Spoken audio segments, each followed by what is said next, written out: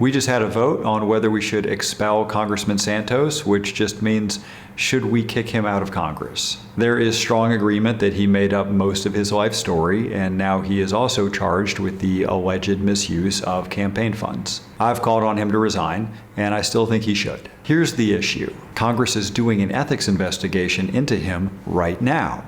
The House Ethics Committee has interviewed 40 witnesses, they've reviewed over 100,000 pages worth of documents, and in about 2 weeks they are scheduled to give us their formal report. We've only kicked out 5 members of Congress in the history of our country, and the precedent has always been that before you get kicked out, you get some kind of due process. Getting convicted of a crime involves due process, and so does a congressional ethics report.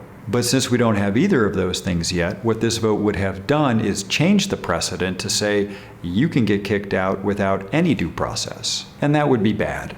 It's better to have a formal process where the person who is accused gets to be heard and has some rights. Skipping that step might feel okay with someone like Santos because he's kind of a worst-case scenario in a lot of ways. But the question isn't really about Santos, it's about where do we want to set the threshold for kicking out a member of Congress.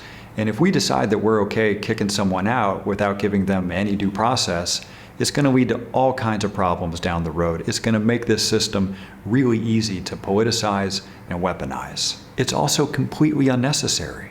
All we have to do is wait 2 weeks, get the ethics investigation. It'll make the case against him stronger, and we'll know that he got his due process. So why was this brought now instead of in 2 weeks? Because a group of congressmen in New York are worried about ads that are going to run in the next election that tie them to Santos. So they're doing everything they can think of to distance themselves from him and attack him, and that includes trying to shortcut the process to kick him out so they can look like they're being as tough on him as possible. The vote failed and he was not expelled. Not yet. I wound up voting against most of my party on this, but I thought it was the right thing to do. To be clear, I'm fine with kicking him out, and will vote to do so, but there's no reason to do that before he gets some kind of due process, especially when he's getting it right now. I'm a former prosecutor. I think this stuff matters. And yes, I am still a member of Congress. I told you I was drawn out of my seat by redistricting, so I'm running for Attorney General, but I still get to finish my term, which means I'll keep you posted.